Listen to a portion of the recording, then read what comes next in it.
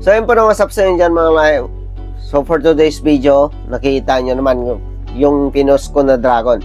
So ito pala yung video nito mga lahi. Ayan, so nag-assemble muna ako ng wire, tapos binalot ko ng white tape, tapos naglagay ako ng foil dito mga lahi. Hindi lang nakita sa video kasi nga hindi ko na videohan. Ayan, nakita nyo naman, binalot ko siya para paglagay natin ng foil, mabilis lang dumikit din yung foil. Ayan. So usually ganito lang yung ginawa ng mga ibang cake artist, no? Iba-iba naman kasing style, diskarte ng paggawa ng dapper sa mga ibang cake artist. Lalo na kung yung sanay na talaga gumawa ng mga tupper, di ba? Ayan. So nakita nyo naman, binalot ko na siya ng fondant. Ayan, tapos yung sa pakpak naman is nilagyan ko din siya ng tape. Pero hindi na ako naglagay ng foil mga lahi para hindi siya lalaki, diba? Dineretso ko na lang fondant. Ayan. So nakita naman, ayan, naglagay na ako ng fondant sa pakpak. Para pag lagay sa fondant, ipatok mo lang tapos idikit mo siya. So gano'n na. So ayan. Tapos inayos ko yung paa. So yung mukha, ayan. Tapos yung ano niya, no, yung design. Ayan yung nguso niya. So ito pala yung dragon na to mga guys. Ito yung bagong style ng dragon, no. Ayan. White lang yung ginamit natin dyan mga guys, kasi nga i-airbrush natin dyan. So lahat ng dragon, kung gusto mo talagang realistic, gamitan mo ng airbrush. Ayan na yon. So nakita nyo naman, hindi pa siya hindi pa siya maganda. So parang may kulang pa. Ayan, tapos tinapos ko na siya, naglagay na tayo ng pakpak. Ayan. Ayan na yun. So, inayos natin yung katawan, tapos yung mukha.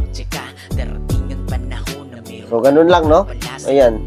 Tapos, nag-airbrush tayo dyan. Unang airbrush natin, medyo dark na may pagka-green at saka black na combination. So, pag nag-airbrush ka mga lahi, ang technique ng airbrush, huwag mong itutok. Lalo na kung light lang yung kailangan mo. So, kailangan naka-distance yung airbrush. Pero kung gusto mo naman dark, so kailangan mo siyang itutok sa pinaka-target point mo. So, ayan na yun.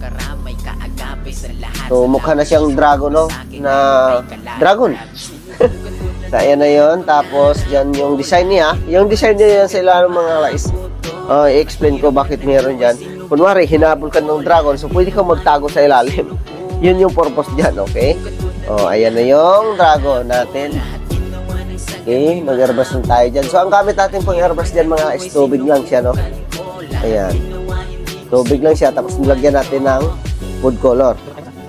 Pag naglagay ka ng food color, kunting tubig, medyo mas marami yung food color. Lalo na kung kailangan mo ng dark, so mas marami yung food color. So ayan na yung dragon natin mga lahi. Sa mga gusto mong order dyan, search nyo lang JC Del Cakes, no? So ayan, so yan na yung taguan natin sa ilalim kung sakaling habulin tayo ng dragon. So ayan na yun. So yun lang po no, mga lahi. Maraming salamat. Sana nakakuha kayo ng idea, na kunting idea lang naman to. Ayan, di ba? Ganda. So maganda talaga yung pagkagawa ko sa taguan natin. So, yun lang po no mga lahi. Maraming salamat sa panonood. Huwag niyong kalimutan i-share at i-follow sa mga hindi pa nakapag-follow dyan. Baka naman. So, yun lang po. Maraming salamat. Peace out. God bless you.